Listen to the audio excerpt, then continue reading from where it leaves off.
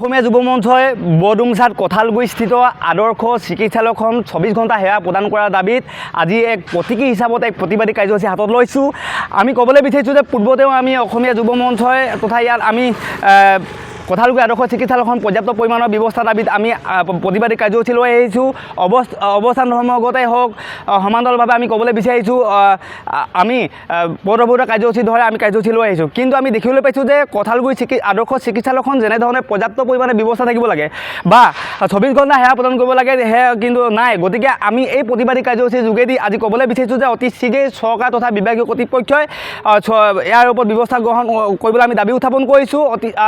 সমান্তৰালভাৱে আমি ক'বলৈ বিচাৰিছোঁ যে 24 ঘণ্টা সেৱা প্ৰদান কৰিবলৈ আমি দাবী উত্থাপন কৰিছোঁ। আৰু এটা কথা ক'বলৈ বিচাৰিছোঁ যে এই আমাৰ মাৰ্ঘেৰিটা সমষ্টিৰ স্থানীয় বিধায়ক ভাস্কৰ শৰ্মাদেৱে যেনেধৰণে গুৰুত্ব প্ৰদান কৰিব লাগিছিলে চিকিৎসালয়খনত তেনেকুৱা প্ৰদান কৰা নাই যেন আমাৰ অনুভৱ হৈছে। কিয়নো কংগ্ৰেছ চৰকাৰ দিনতে এই চিকিৎসালয়খন নিৰ্মাণ হোৱাৰ বাবেহে নেকি যে তেওঁ আচলতে যেনেধৰণে গুৰুত্ব ল'ব লাগিছিল তেওঁ ভূমিকা লোৱা আমাৰ দৃষ্টিগোচৰ হোৱা নাই।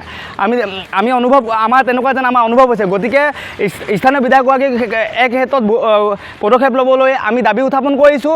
আৰু আমি ক'বলৈ বিচাৰিছোঁ যে অতি শীঘ্ৰে বিভাগীয় কৰ্তৃপক্ষই যদি কঁঠালগুৰিস্থিত আদৰ্শ চিকিৎসালয়খন 24 ঘণ্টা সেৱা প্ৰদান নকৰে তেনেহ'লে কিন্তু আমি আগন্তুক দিনত সমগ্ৰ তিনিচুকীয়া জিলাতে কিন্তু আমি বৃহৎ গণতান্ত্ৰিক আন্দোলন কৰিবলৈ আমি বাধ্য হ'ম। সেয়া কিন্তু স্পষ্ট কথা।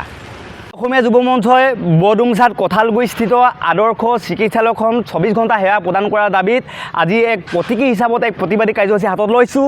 আমি ক'বলৈ বিচাৰিছোঁ যে পূৰ্বতেও আমি অসমীয়া যুৱ মঞ্চই তথা ইয়াত আমি কঁঠালগুৰি আদৰ্শ চিকিৎসালয়খন পৰ্যাপ্ত পৰিমাণৰ ব্যৱস্থা দাবীত আমি প্ৰতিবাদী কাৰ্যসূচী লৈ আহিছোঁ।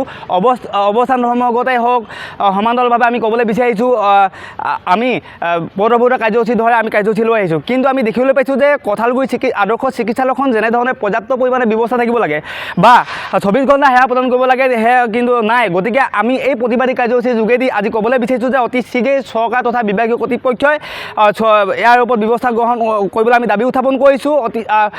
সমান্তৰালভাৱে আমি ক'বলৈ বিচাৰিছোঁ যে 24 ঘণ্টা সেৱা প্ৰদান কৰিবলৈ আমি দাবী উত্থাপন কৰিছোঁ। আৰু এটা কথা ক'বলৈ বিচাৰিছোঁ যে এই আমাৰ মাৰ্ঘেৰিটা সমষ্টিৰ স্থানীয় বিধায়ক ভাস্কৰ শৰ্মাদেৱে যেনেধৰণে গুৰুত্ব প্ৰদান কৰিব লাগিছিলে চিকিৎসালয়খনত তেনেকুৱা প্ৰদান কৰা নাই যেন আমাৰ অনুভৱ হৈছে। কিয়নো কংগ্ৰেছ চৰকাৰ দিনতে এই চিকিৎসালয়খন নিৰ্মাণ হোৱাৰ বাবেহে নেকি যে তেওঁ আচলতে যেনেধৰণে গুৰুত্ব ল'ব লাগিছিল তেওঁ ভূমিকা লোৱা আমাৰ দৃষ্টিগোচৰ হোৱা নাই।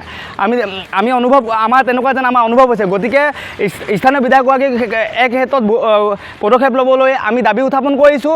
আৰু আমি ক'বলৈ বিচাৰিছোঁ যে অতি শীঘ্ৰে বিভাগীয় কৰ্তৃপক্ষই যদি কঁঠালগুৰিস্থিত আদৰ্শ চিকিৎসালয়খন 24 ঘণ্টা সেৱা প্ৰদান নকৰে তেনেহ'লে কিন্তু আমি আগন্তুক দিনত সমগ্ৰ তিনিচুকীয়া জিলাতে কিন্তু আমি বৃহৎ গণতান্ত্ৰিক আন্দোলন কৰিবলৈ আমি বাধ্য হ'ম। সেয়া কিন্তু স্পষ্ট কথা।